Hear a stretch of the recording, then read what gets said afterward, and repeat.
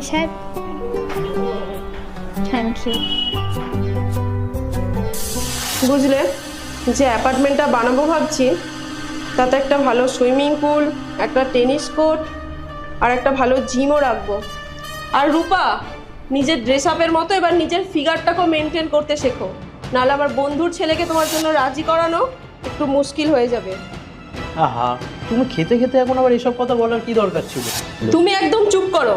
বাবা হিসেবে কোন দায়িত্বটা পালন করেছো আজ অব্দি?